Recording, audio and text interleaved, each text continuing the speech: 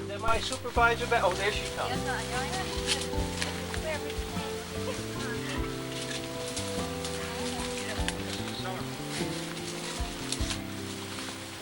There's another one close by, and then the third mill site, which we'll get in our cars and on our way home we'll stop and visit that one. That one is a very early, very primitive mill site. So as soon as the folks get in close enough so we can chat, I'll give you a little bit of the background of this area and what makes this area unique. In all of the 7 towns that originally came from the Brookfield settlement whose boundaries were finalized in 1720, this is one of the most unique industrial spots to survive, and probably one of the most unique in New England for certain features which I will show you as we make a short hike up country to the dam. The dam that actually dammed the brook that we crossed over here is located 3/8 of a mile away from this mill. Keep that thought in mind. And yet, through very clever engineering, they were able to divert the water, bring it this distance, and still deliver a potential of almost 11 horsepower to a wheel which sat down in that pit. And that would have been a tub wheel, and I'll get more into what they did here. For the benefit of anyone who doesn't know what a tub wheel is, it's a vertical shaft that has paddles on it, a bottom 2/3 of the way around. Water comes down, hits those paddles, causes them to turn, follows the paddles around 2/3 of the way, and drops into a hole. Now under here, under this pit, there's a tunnel, and when we're done, if you like to explore, you can follow it. It's beginning to collapse, and you can see right down to the stream, and when you get down to the pond, you can actually see the remains of the tunnel, where the water, after it had been through the wheel, done its work, was exhausted through that tunnel and came out into that marsh land out beyond us here. This is one of only of about a dozen tunnels on this property. We'll see some of them you won't see because of junipers and other things. However, let me give you a little background on where we are. We're in the northernmost part of the original, not the original, but the second settlement boundaries of Brookfield that were established on an 8-mile square quadrant. We will just cross into New Braintree at the end of our hike. Part of this complex is on New Braintree, and a 15-acre pond was entirely within New Braintree. So New Braintree, being part of Brookfield, was a critical part of this site. And as it broke away, part of this site belonged to the town of New Braintree, the balance North Brookfield. But the other mill, the very primitive sawmill, is entirely in New Braintree. And it's unique because the dam appears to be a stone wall until you get out and examine it. So we'll look at that separately. Now, 1722, a grant was given to a fellow by the name of Jennings, and I won't go into any details unless anyone wants to know specifically. He didn't do very much here. He owned the land. There's no evidence he built a house here. He had a house in Brookfield, but there's no evidence he built a house on this site. But he owned this land. He owned a little more than 100 acres here. In 1749, he sold that land to a fellow by the name of Mathews. His name was Daniel Mathews Jr. However, 4 years earlier, the same Daniel Mathews had built the sawmill I was about, and I can't find a grant for that land. I don't know whether he just squatted or what. It's not likely, because they didn't do that sort of thing as commonly as they did later. However, Daniel Mathews is the gentleman that started this enterprise. By 1759, he had a working fulling mill going on. Is there anyone that knows what a fulling mill is? Or anyone that doesn't know what a fulling mill is? All right, let me explain what a fulling mill was. A fulling mill, when you shear a sheep and you weave and make yarn from his wool, it's woven into cloth. That cloth at that point serves very little purpose. It's not a warm cloth. It's a very rough, almost comparable to coarse burlap. You have to change the fiber content and expand it so that you will have these air spaces to hold air. This is where the value of wool comes in. In order to do that with wool, you wet it, you partially dry it, and you pound it. When you pound it, the fibers separate within the yarn and spread. Now you have these many air spaces. There's where the value of wool comes. It acts as an insulator because of those millions and millions of air spaces.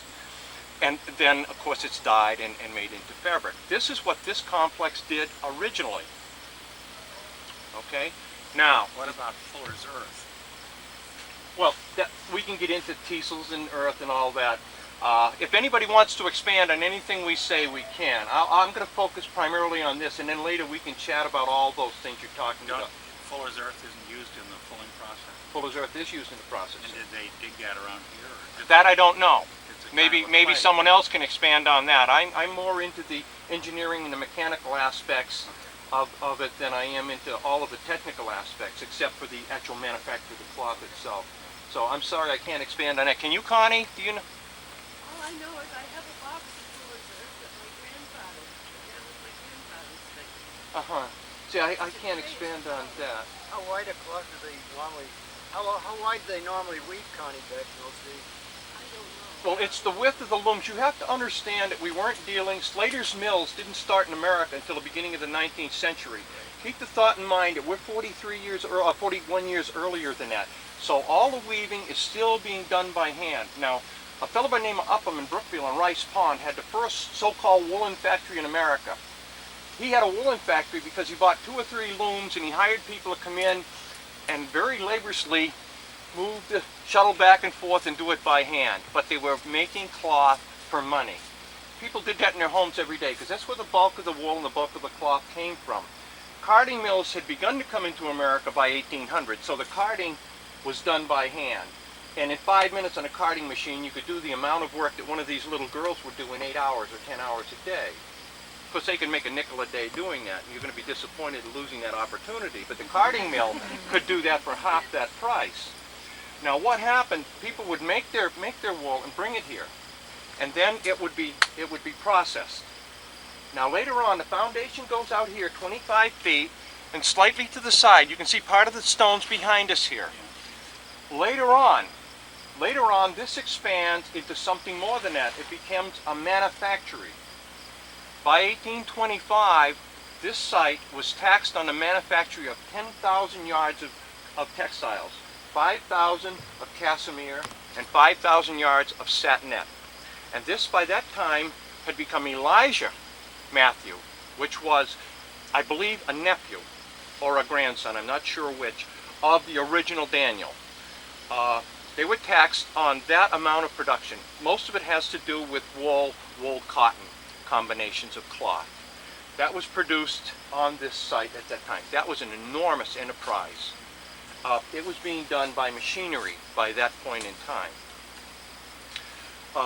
However, we have a slight break in the production here. There are many mills. There was a corn mill just downstream, which we'll visit later. There was a sawmill upstream. This mill here had a major failure sometime between the Revolutionary War and the turn of the 19th century, or 1800, and the operation ceased. 1812, we had a war with Britain. Textiles had become so cheap that were coming in from Britain that we couldn't afford to make the things ourselves. Women couldn't make any money weaving textiles. So, except for home consumption, where the occasional lady would make cloth for her family, we were using English cloth because it was so much cheaper. They were using machinery. Slater hadn't really gotten into production in America yet. The War of 1812 came. Britain boycotted, or let me say this, they boycotted our harbors. They wouldn't let any of their products in, nor would they let anything out. The end result was it became feasible to produce fabrics once again. At that point in time, this dam was rebuilt. Part of the system had failed. Part of the tunnel system had failed. They didn't rebuild it, but they improvised. And I'll show you some of the improvements they made on the old system that made it a little easier to maintain than the earlier one. They made ditches instead of tunnels and things like that. And I'll show you those as we make our trip back or forward today. So consequently, it became productive. And then prior to the war with Mexico, which was in 1847, this facility burned. And for the last 150 years, nothing has been manufactured on this site. That includes the corn mill as well as this site here. The sawmill went out of production at an earlier time. I'm not exactly sure when, but it somewhere in the early 19th century. Now, before we go any further, does anyone have any questions on the background of the site so you'll know what they did here? And then we'll get into the engineering of it as we walk through, because it's very, very clever. The reason for the, or will you cover that in the block? The reason for the 3/8 of a mile distance between the water supply and this site that they needed a fall of ground. What they were doing was they needed a head. If you use water and water power, you need a head. For the benefit of those that don't know and understand, water builds pressure as it drops. And I'll go into details on how they produce the pressure here and the incredible amount of pressure. The total drop is 34 feet. And you measure from the top of the water behind us at a site we'll visit to where it engages the tub wheel. And that's a total of 34 feet. And that is how you come up with the nearly 11 horsepower they developed. That doesn't seem much by today's standards, but that 11 horsepower is based on 85% efficiency, which is a terribly efficient operation. It was more than necessary to raise these very, very heavy hammers. It was more than enough to run the looms. They could have run several more businesses here with that amount of energy available. And keep the thought in mind that this is water power, this is New England, and this water power could be used all year long, which is unique. And I'll explain to you why when we get to the top of this small hill behind us here. They brought the water from the dam, not over the dam, but under the dam. And I'll show you that. You know, whoever thought you'd bring water under a dam, but you did, they did, and I'll explain to you why when we get up there. They brought it through a tunnel, they brought it through a ravine, which the state archaeologists felt 20 years ago was a glacial landmark. It is not, indeed it isn't, but I'll show you several more that were used as part of this complex. Then through another tunnel to a spot right outside of this hill, which I'll point to you, and any of you adventuresome souls can climb the hill and look at it. And then it came in a wooden flume. It dropped from that point down here about 30 feet till it hit floor, and then it was diverted another 4 feet to the mill. So it came through a wooden box from the top of this hill up here down to the wheel. So that's quite ingenious in its own when you realize they go tunnel to small pond to tunnel to wooden flume, and that's not near as complex as the corn mill becomes, but we'll get into that later. Now, before we go any further, and I'm going to save some of the things that I've got here until we get back, does anyone have any questions relative to what we've discussed here up to this point in time before we start on our tour? Okay, we'll start on our tour, and then I'll cover some of the detail parts of this at each site as we stop there. And again, when we stop, often I'm not going to venture down into the site, but we'll stop, and anyone who wants to go down or go up the hill to look at it is free to do it, and we'll wait for you, okay? Because some of us aren't going to be able to walk as far as others, okay? Any other comments before we move on? Okay, this is our primary mill site. With this thought in mind, what we'll do is strike out here. As a matter of fact, if you follow me, there, and it went all the way down to the mill site And itself. this was the foundation for it. Some of these stones were part of the support Yeah. for the whatever they used to support that square. When you take consider the opening of the flume was 2 feet by 18 inches, so it was carrying an enormous amount of water. What is it, 65 pounds per cubic foot for water? So it was probably carrying something in the neighborhood of 3/4 of a ton of water. So you know it was substantial, and the water was moving downhill at a velocity of 30 miles an hour. So you see it was moving very, very quickly. We stopped to point out at the top of this, there's a tree up here between the rocks. That's where the box flume, the wooden flume, started carrying the water from the tunnel. We'll see the other side of the tunnel on the top of the hill, down to the mill site itself. This represents the 30-foot drop down to the wheel. Okay, so with that thought in mind, we'll go up where this gentleman is, and we can look at the opening in the tunnel. By 2 foot wide. It's the end of a 60-foot tunnel that runs through the hill. It's rock-lined, and that's what delivered the water to the wood flume on the other side. Now, we're standing, have we got everyone here? Okay, we're standing in a ditch. We're going to walk down the length of this ditch. This ditch runs down here a little less than 1/4 of a mile to the next feature. The state archaeologists said this ditch was a natural glacial part of the topography. Not at all.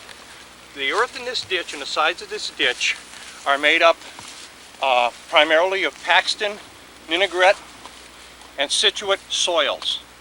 These are permeable or compressionable soils. Glacially deposited, yes, but they can be compressed. The dam fill is made up entirely of this material. A sampling of the material on the other side of the dam and any other place it could have been dug shows that it's Walpole earth, or a real muck, organic muck. This ditch, and I measured it, and roughly there are 4,000 cubic yards of dirt have been dug out of this ditch. Keep the thought in mind. Tonnage wise, I even figured it out. 2,145 tons of earth were removed from here. This was done in 1757. We had no large horses in New England. It was done with oxen. It was done with scoops. It was done broken with plows. It wasn't shoveled onto carts and carried down here. It was dragged along with scoops. And those scoops only carry about 500 pounds at a time. So keep the thought in mind how much work and effort went into constructing that dam. In addition, there are 313 tons of rock face on either side of that dam. So what we're going to do is walk along this ditch that they dug. Keep the thought in mind that men were here with very primitive tools digging this to create this wonderful engineering feat to bring water from 3/8 of a mile away down to that mill. So there's a lot of effort went into this and a lot of investment for that early in our country when we didn't have money, we didn't make money, we weren't allowed to coin money, and we were working on credit more or less. So if you helped me build this ditch, you trusted me, and I would pay you when I could with what I could. Isn't that exciting? It beats Social Security. Was the water right up to here? Now, let me point this feature out. While we're here, remember I said, and you'll notice this all along the way, remember I said that this feature was designed to run all year? This is one of the features. The water level, see the top of the stones? That was 5 feet below the top of the water. In the worst possible scenario, it would not freeze. Running water that deep will not freeze. So therefore, it would run all year. They would have trouble with the head gates freezing. You'd have to go down there and pound that and so forth, just like you would today if you worked at the village or some such. Same thing. You got to go down and pound it with a beetle until you break the ice. The thing is, it could run all year long. That's the uniqueness of it. With that, we'll walk down the tunnel. Remember, we'll walk down the... this was actually a mill pond. Keep the thought in mind, when the mill was operating, this was filled with water up to the level of those stones.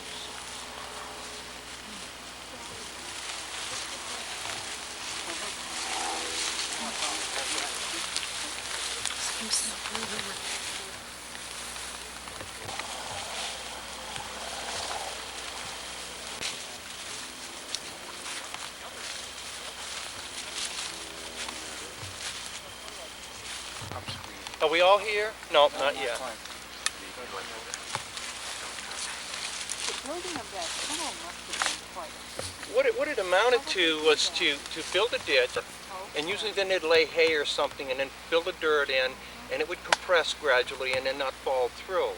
But yeah, it's a major undertaking because you have to haul, you know, the granite that we get in this part of the country weighs about 176 pounds per cubic foot, somewhere in that neighborhood. It's very, very heavy material, you know.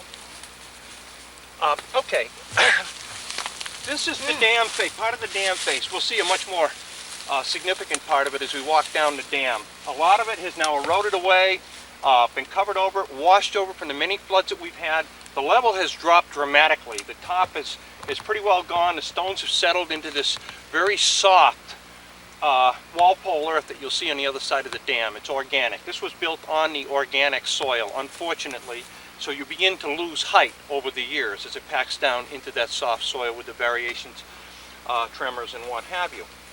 Here is the hole opening down in here now. This is part here is probably the original, or close to the original floor. It's now built up from debris that's now washed off the top, stones have fallen. This is the tunnel that goes through and comes out the other side. You can still see evidence of it on the other side, but it's not in any better shape than this.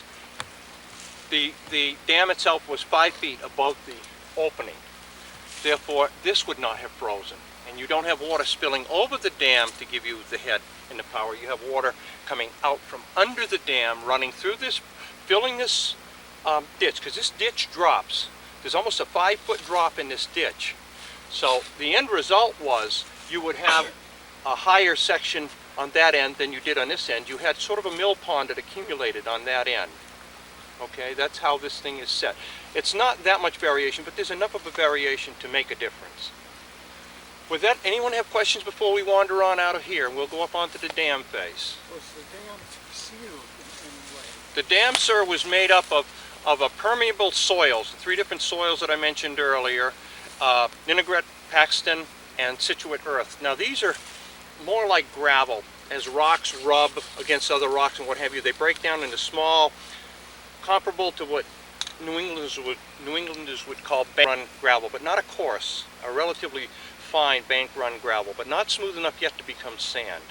That could compact with a little bit of clays that were mixed with it, the Paxton clays that mixed with it. That would compact after a period of time. The nice part about the soil was it was relatively easy to dig, as opposed to the hard pan, if you will, or the heavier bank run.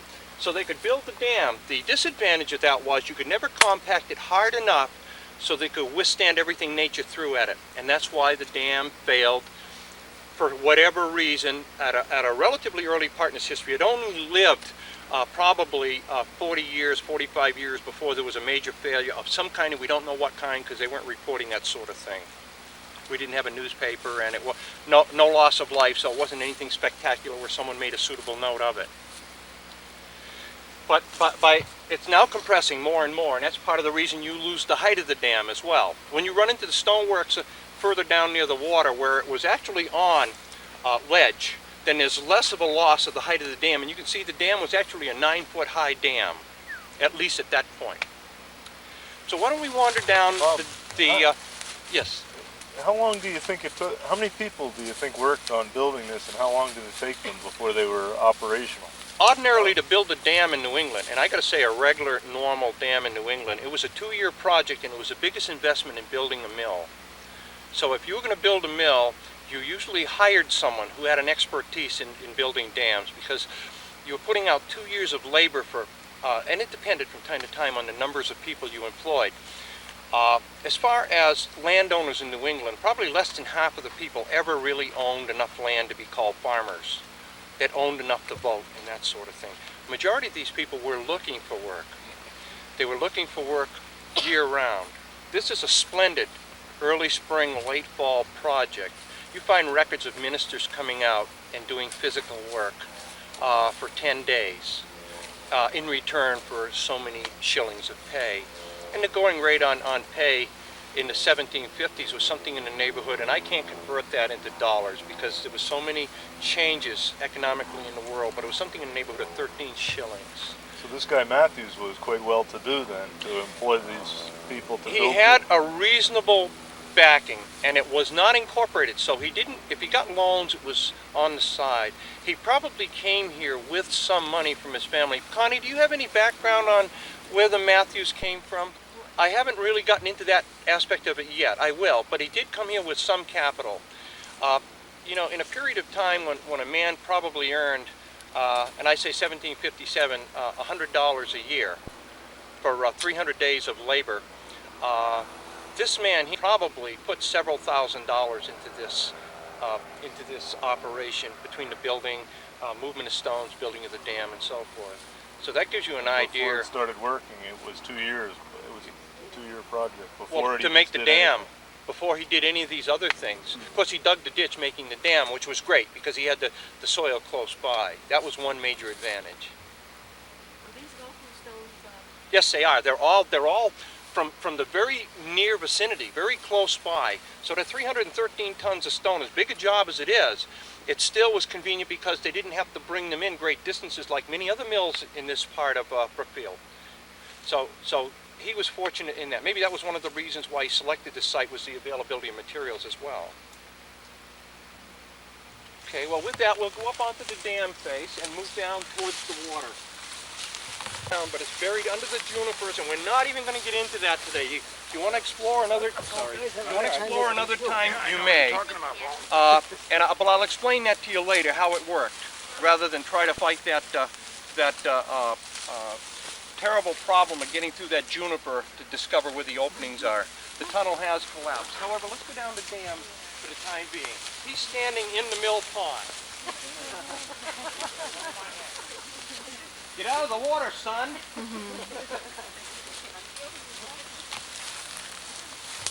Now, as you move down This is through the mill here, you'll pond. notice the rock face I'm on the standing on left top and of the the dam. show you the various features that we have. Brook trout are in there. You know, I've never seen any evidence of them. There's these little Further down. minnows in them, but I've never seen any sizable trout here. Oh, I've caught trout here. Have you really? Little brookies. Yeah, I've never ever seen this dry up. I don't know if anyone has. Okay, we're all here. Oh, that's where it's coming from. Okay, now we're not quite to the source of Sucker Brook. Sucker Brook is this brook we see here. It continues on upstream more than a half a mile. There are 2 more mill sites on Sucker Brook. It continues on downstream, and the first mill built in central New England was built in the frontier in early Brookfield in 1667. It was Pinchin's Corn Mill. We visited that last year, the year before.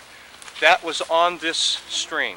That's the location that's called Dr. Bill's Pond. Exactly, Yes. exactly. As a matter of fact, I found one of the chestnut timbers from his mill buried underwater, and it was preserved over 300 years because it is underwater. And I've been cutting it into sections and donating section at a time to the various historical societies so that they at least have some part of our original settlement. Yes, sir, that was John Pinchin. John Pinchin financed it. Yes, he did, sir. He was the Sears and Roebucks. Everybody dealt with him on credit and then paid him when their crops sort of came in or their animals came to size. His records are in the historic room in the Springfield Library, and they're massive and they're wonderful. Where they lived, the type of commerce that was going on, and so forth. They drank a lot of rum too, because his records tell us that. You know that some of those papers have been published by the Massachusetts Historical Society. No, sir, I didn't. I've got it over at Wonderful. There's the expert. You all know what Peter does, I'm sure. Mark. Marcus. Peter's a miniature version of Marcus. It's his son, a good friend of Dr. mine. Roy's book had a lot of his papers in it too. He used a lot of that. Yes, Dr. Roy Yes. used a lot. Now this brook, if you look across the side, there's the anchor of the dam on the other side. If you look behind you on this side, you'll see the huge granite stones with a rock face. Okay, this was to, as the earth compressed, it was an attempt to hold the dam from expanding. Over the years, the many years, the earth has eroded away, the rocks have settled down. If you look down over the depression, you can see the dam actually was more than 12 feet high in the middle there. It averaged 9 foot over the pond level. 15 acres. Now you stop and think that was like 600,000 cubic yards of water backed up waiting to pass through that small tunnel. So they had enormous resources. There was also enormous pressure against this dam. And with this very permeable soil, it obviously led to its destruction quite early. The fill here, he used very little rock in the fill, very little, which is unusual too. It's mostly earth, so that ditch didn't have a lot of rocks in it. What rocks he had, he must have saved for the face.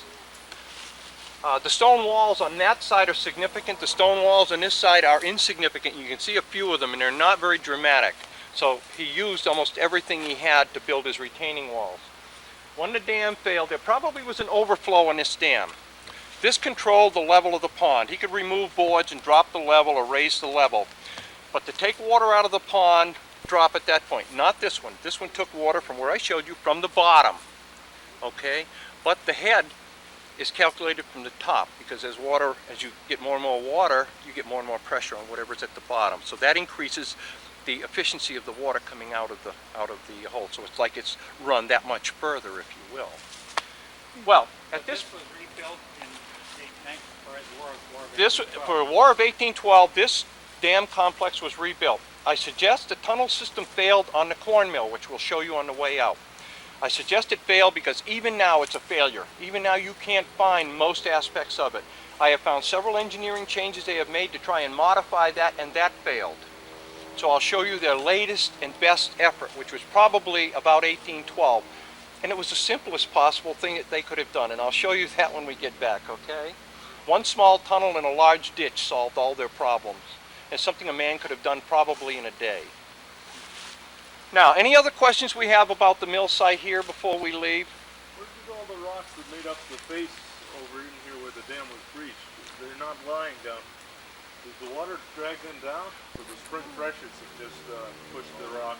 Well, what happened was when the burst took place with that incredible amount, that 600,000 cubic yards of water, plus whatever was coming from upstream, just drove everything with tremendous force. Once the dam fractured, this offered no resistance, and it took everything downstream with enormous force. Deposited some along the way, but it went all the way downstream, almost a mile. You can find the remains of this dam. So consequently, it was a catastrophic failure when it occurred. But those rocks just are for the face, and the real dam is this earth that is out here. Yeah, except it it looks like a road almost, like it drive over the top. it served as an access road to the dam for maintenance and repairs. Most dams are like that. This dam was 11 feet, not counting the stones. So was the water level up to the? No, the level. Drive horses up along They that could have stop. driven their oxen more than likely. It would have been to the stone level. The stone levels would have been right about here. A little more than a foot from what you see now. They have dropped. Keep that thought in mind. If you walk down here and step in the soil, you'll sink in. You didn't sink into any of the soil walking over, and this is all as a result of what glaciers deposited here. Okay, it scooped that. It scooped some portions of that, but it also deposited material there, as opposed to organic material building up in this side of the dam. And that's a natural kettle anyway, formed from the glacier. You'll see a more pronounced kettle a little later on, really a remarkable, probably the most remarkable glacial kettle I've ever seen in this part of New England. We'll show you that in a little while. They made a pond out of that. Okay, that's on our way back.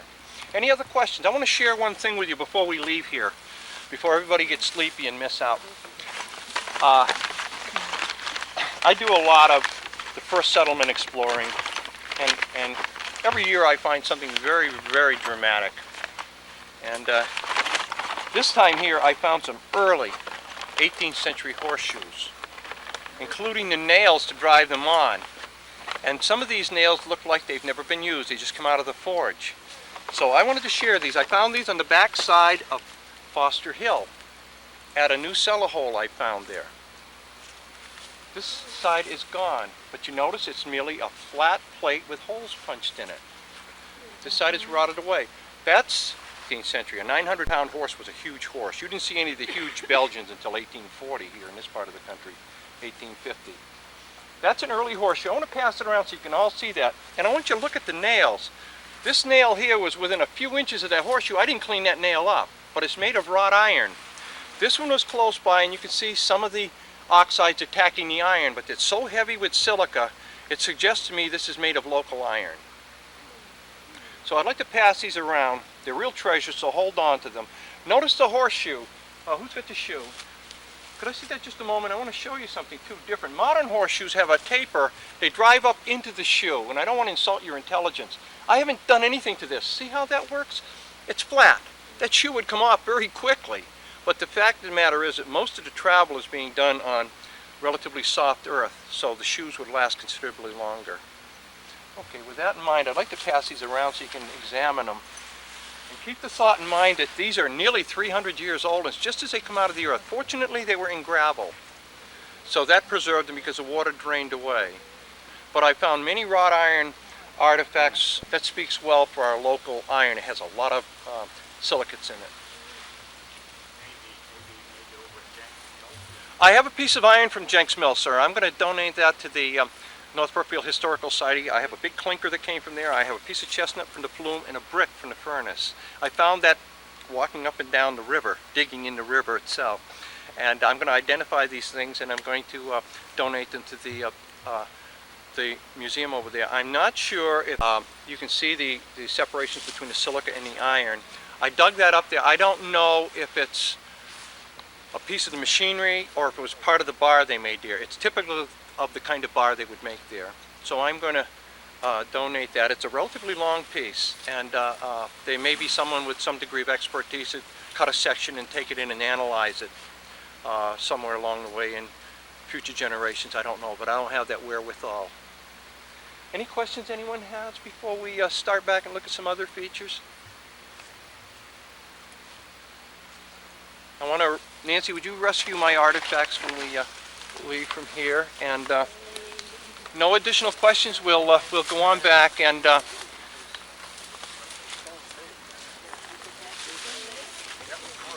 Are you doing okay? Yes. Okay. Very interesting. Incidentally, right now you're standing on the northernmost boundary of North Brookfield. You just have to go a few feet and you're in New Braintree. No, sir. It's a theoretical. It's longitude, latitude type of boundary. It changed and about 4 times anyway. It's been changed many times. We'll go to the end up here and stop. I want to chat a little bit about the other water system. It's not a ditch. It's a collapse of this tunnel that you had a chance to examine at the end of the ditch. So you're actually looking, the center part of that tunnel has collapsed inward, and that created a big part of the ditch you see there. And as soon as that dropped down, I'm sure that the water eroded a lot of the top surface away. So that again too is as a result of the failure of the system somewhere along the way. Yeah, this one here has gentle sloping surfaces. There's no indication. If you take samples, which I did, I took small core samples. It has a fairly uniform organic deposit all the way around. It's comparable to the high sections here. So it looks like that's a natural glacial moraine. What we're looking at here is a natural glacial moraine or depression.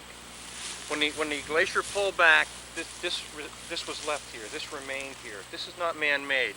There is a tunnel section, and I can't show it to you because it has failed and collapsed, and the junipers have buried it.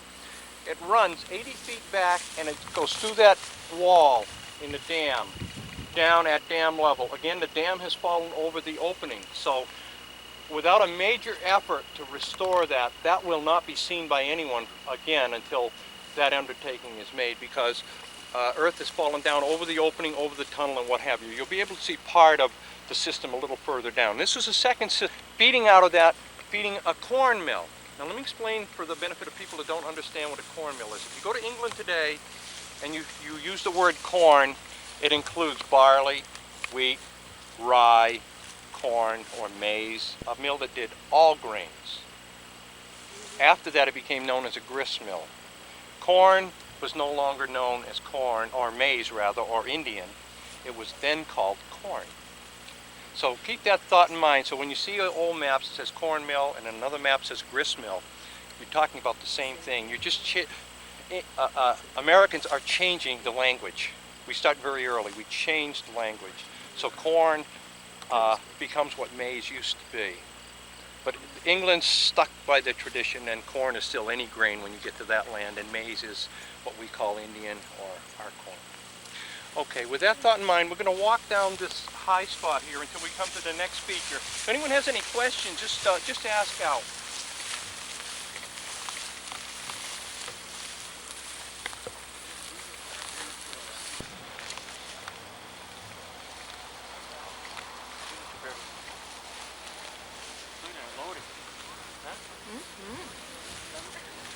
Gin in its raw form. There you go. Can we eat them? This stuff right here. Here's a major piece.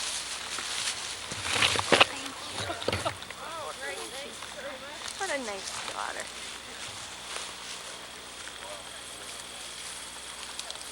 Wait till everyone comes up. Most people that walk right by a very major feature here.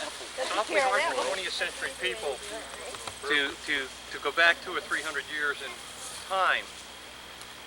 Was it this 15-acre pond? It was Right stretched. over here. Oh, the 15-acre pond was behind the dam. Okay, nothing came in on this side. This side was all Oh, above. let me show you something a little bit. Okay. I don't want to be premature.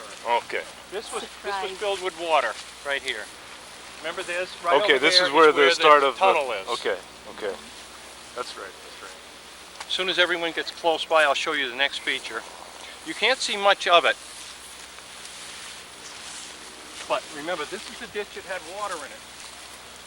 Partway down this ditch, right where I'm standing here, is a stone opening.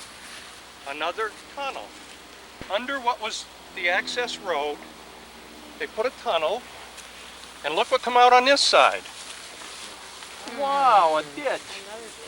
If you look right down here, can you see the stones? Oh, yeah.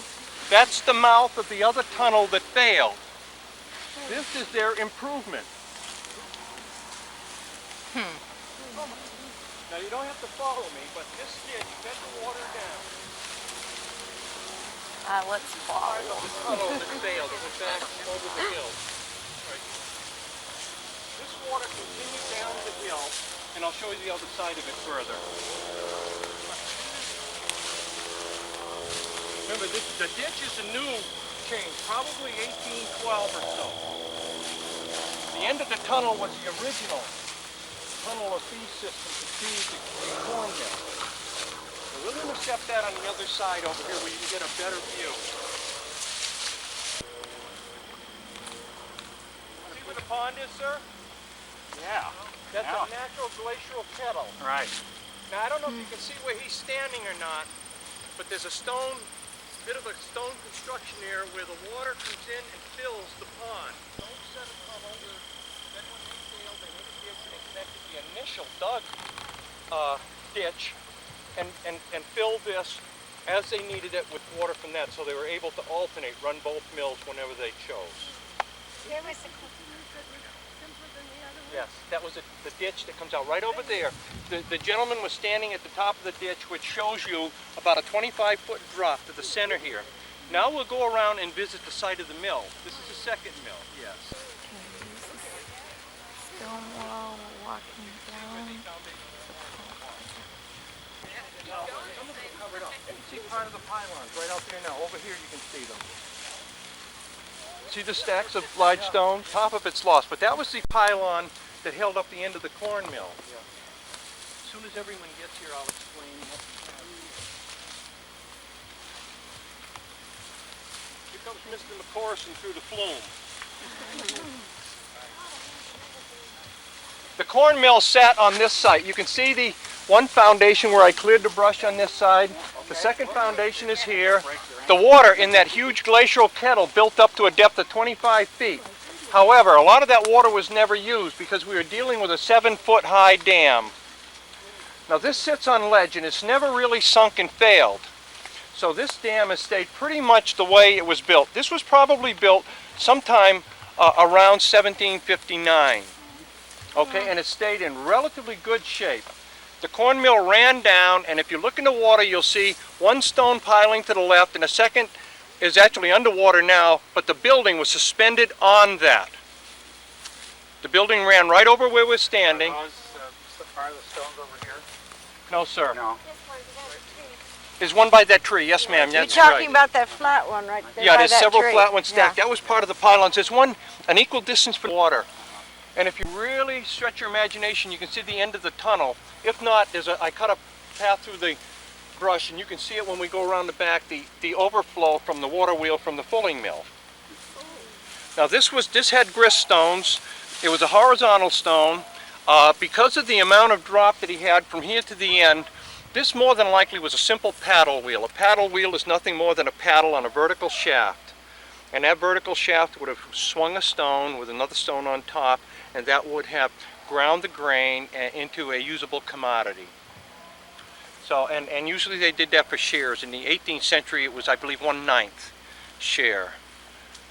1/9, yes. You'd bring your corn, and the miller would keep 1/9, which he in turn would use for his family or sell. Where would the wheel have been? Right, The wheel there? would have been down at here. that end, at the See, lowest end. you try to get it as low as possible and still have enough. You got to stay above the water level at the worst possible conditions that you know. So you look at the features and try to keep just above that and allow the water to drop as much as possible. Then you can run longer. See, a corn mill wouldn't run all year long in most places. This place here probably didn't run all year long either, because once the ditch was there, the top surface of the water froze and you were drawing off the upper part of the water. So, but the fulling mill could indeed operate all year. I'll tell you, that's some real. If those aluminum cans were here in the 18th century, aluminum was so scarce it was treated as jewelry and more costly than gold. So if you had that, you know, it was all worked. All right, any other questions before we start back? We have one more mill to visit, and I know some people said they have to leave early, and then we'll chat with anyone who might have a desire to ask any questions or contribute anything. Okay, any questions? Well, again, it would have been a wooden box. Yes, it would have been a wooden fed flume. down to the- Exactly, exactly. Usually the vessel carrying the water directly to the water wheel, because it passes in or around a building, it's usually made of wood, hardwood, boards of a type so that it would contain enough of the water and it wouldn't be lost. Okay, and that's usually how they were made. There are some exceptions, but they're rare. What's that? What's that again? That's where the water was exhausted after it passed Oh, through the field. yeah. It ran through an underground tunnel. It's almost 60 feet of water, so it was a sizable operation in its own right. We're going to put a ditch here. I suggested they use this as a road. To the corn mill, and rather than build a bridge, he just built it back in. Now, how many mills would they generally run off a dam site like you have up It there? varies. Sometimes you see 3, a lot. 4, 5? They or- could, yeah, they could. Indeed, they could. It depends again on the availability. If they put a flume into a river, they might run a whole industrial complex on that. They could produce hundreds of horsepower, you know, and that's real horsepower. That's not the modern, interpretation, because somebody's riding lawnmower nowadays. You believe they produce as much horsepower as this mill. There's no way that it's comparable at all, you know.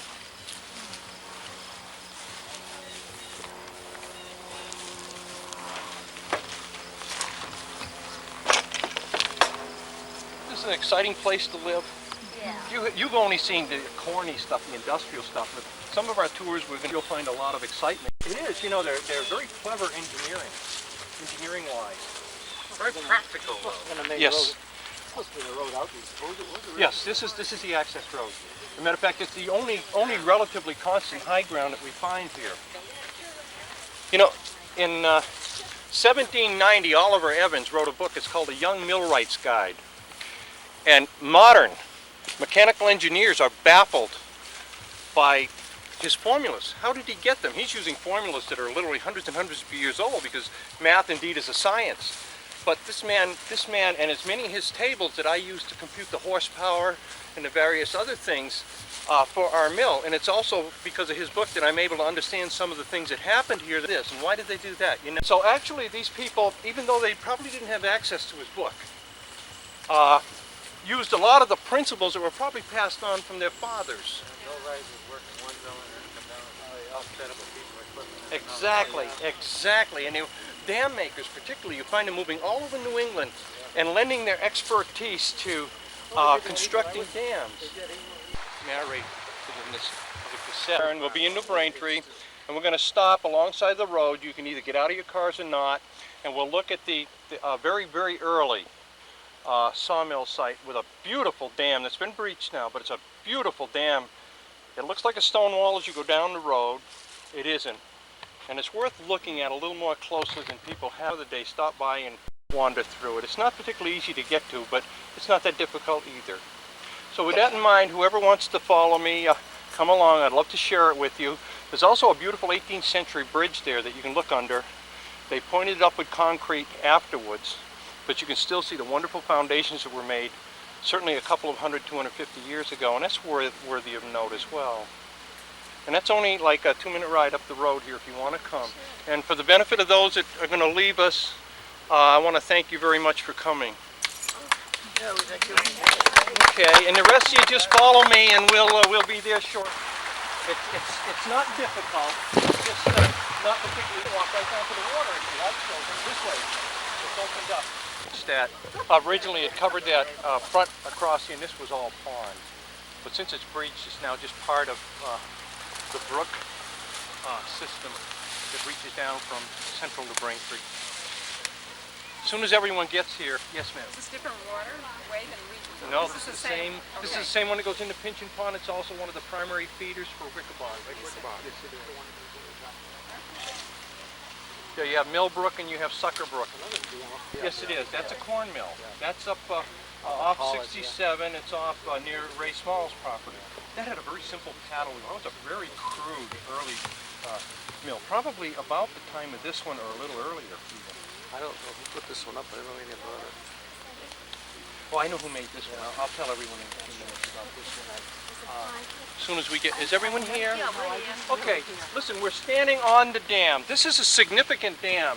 The dam reaches up in this direction about 90 feet. It reaches down this direction a 1/4 mile. As you go along the road, you stop anywhere and look at the stone wall. If you go over and examine it, you'll find it's the rock face for the dam. If you look out across here, This was all pond as far as your eye could see. Now the topo map says that it's 5 acres, but nonsense, it's probably closer to 9. Okay, so this is about a 9-acre pond. So this is a significant pond considering that this pond, this mill complex, was built about 30 years before our war with Great Britain. This was built in 1749, and it was built by Daniel Mathiews Jr., the same fellow who... This mill was destroyed very early in its history. It did not survive very long into the 19th century. Not very long at all. No, this is a sawmill, ma'am. This was an up and down sawmill. Now you got to remember, you're standing into Braintree. Think, if you will, how far we are from where we were on Foster Hill. 7 families in 1750 from this neighborhood petitioned the general court to separate from the town of Brookfield because of the inconvenience of going to church. It was 6 miles or 12-mile round trip to attend church. You can see why it was quickly granted, and that's when officially, although paperwork-wise it took several years, New Braintree separated from the town of Brookfield. Okay, so it was people in this immediate neighborhood. Some of the cellar holes are still here. Some of them were right down. There wasn't enough time to do that sort of thing. But this is one of the very earliest. Warren had separated, Western had separated in 1741. New Braintree came along in 1750. It became fashionable, and Ware. This whole section of Ware from the river to the east petitioned also. There were a half a dozen families there, and they also separated.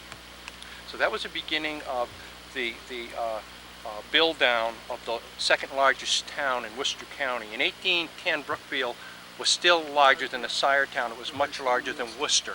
When North Brookfield broke away in 1812, we lost 1,200 people, and Worcester became larger than Brookfield. At any rate, when you get a chance, and because it's going to be difficult for a lot of us to do this, you have to actually go around the bridge and go down the other side. Someday when you're out for a ride, find Mill Road, stop, walk along that dam, and look at the amount of work that went into it. It's better in the fall. It's better in the fall when you can see the features here, because this is a double rock face wall. It's a beautifully built dam in a period of time when we know there were only 7 families. Where in the world did he get the manpower to build it? It just is mind-boggling. That means you got to make the lumber the hard way. You hew your beams, you split and you put rough clapboards up, you make your own shingles, and you can do that. Any one of us can do that. You can go into the woods with a handful of tools and you can build a suitable house if you have to. We could all do that. The first one comes hard. Getting the machinery and the blacksmith work done is the important thing, because you have to advance enough credit. You have to be recognized and be able to pay for that. Once you have that done, you can build your own mill, or you can hire a millwright. He'll do it on credit. He'll come in and work a season and take part of your production. Now remember, you're not selling lumber in a sawmill. You don't sell lumber in a sawmill till the round circular blades are developed in 1850. People bring their own logs here and they saw them, and they sell them if they have any extra. The sawmill doesn't sell lumber, and they didn't. So we have a misconception when we look at modern lumber mills that you can go buy everything you need to make your house. That isn't how it was at all. Not in New England. Okay, well, with that, I want to address one thing. When you leave here, go out on the road, go around the bridge, and go down underneath and examine that beautiful 18th century bridge. Remember, modern people, probably in the 20s, packed in Portland cement to try and keep the rocks from shifting. They did a pretty good job in New Braintree at that point in time. And it was Mill Road then. So nothing has changed, except a little bit of concrete. So if you get a chance, go down and look at that. It's well worth looking at. Now, any other questions that anyone might have before we disband? Yes, sir. What destroyed this mill? And why Again, did the too, family move down there? You know, hypothetically what happens, one fails, it brings the debris and all of the stored water to the next dam, which fails, it goes downstream, and the next one, the Waite Mill failed right down a mile beyond where not even a mile beyond where we were standing, probably, I would say 3/4 of a mile behind where we were standing. That dam failed. Pinchin's dam had failed earlier, so there was nothing, but one after the other builds up this tremendous amount of material. And until finally at the end, it's like a huge bulldozer pushing everything in its path. So that's what happens. It's usually as a result of an enormous flood, an earthquake, or some such. Okay. Anything else anyone would like to ask before we disband and go on our way. Well, listen, you've all been very, very nice and pleasant. I thank you, and I hope next year you come, because next year's tour is going to be really exciting. I'm going to ask the options, but I would like to visit the Indian camps of Menomeset that were crucial during the destruction of the original town of Brookfield, and I'd like to take you there, show you some of the Indian corn cellars, show you where some of the Indian camps were, and share that part of our history with you. Show you where a little English girl, Sarah Rowlandson, died and where she's probably buried. And lo and behold, we put a cemetery right on that spot. It's quite different, you know. But anyway. Give us a date for the thing and we'll say yes right now. But I'd like to present the various other places we can visit and let people decide where they would like to go. And then with that in mind, we'll do that this winter, and then with that in mind, and then we can really make that a pleasant day. Perhaps we can make our picnic in that area as well. Connie made these. Oh, bless your heart. Cookie time. Oh, isn't that nice? Thank you. Thank you. Thank you. I won't forget you. I saw him looking at me saying, is he going right by me? Thank you. Would you pass that along? Yummy. I hope nobody forgets the house tour, October 7th. Isn't that a nice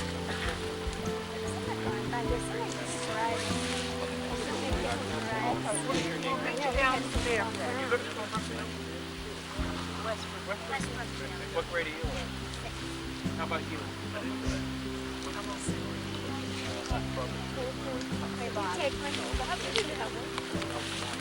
And what grade are you in? You've got to be in 7th or 8th. What about you, Melissa? Glad to see you, kid. A couple of questions. Are the records on microfiche, or are they on... No, there's a reprinted, someone very laboriously typed all of his notes. His original notes are there, but also, but someone has very laboriously typed his notes so you can sit there and read them. They're wonderful. Can we get a copy? You can make, they have a copying machine here, and for a few cents a copy, you can reproduce them. Two. I noticed two camcorders here. Is there a chance to get a copy for East Brookfield? You know, you might want to talk to either one, because this lady here is filming this with New Braintree Historical Society. Right. And Will is, and so Happy to make your copy. You just give me a blank tape. We have the tapes, and we're in the process of finding them. you're from East Brookfield? Yeah. Well, you'll be glad to know that I found Red Jacket's cave, and I'll take I'd like you folks up I'd there like to go see there. that.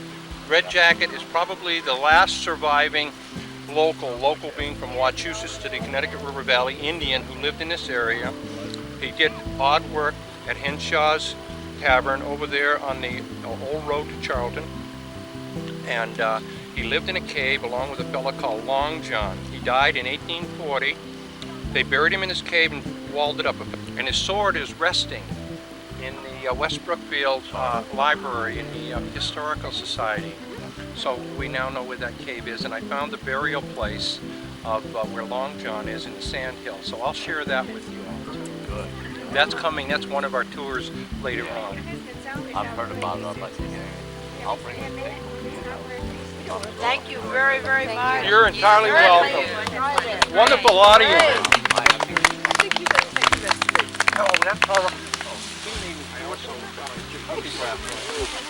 I'll be so large. Back Mill Road.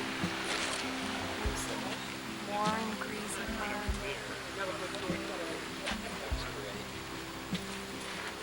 Okay, now while we're all here, we're standing on the bridge, and anyone who wants to look at the bridge foundation when we're done chatting, right down around the corner.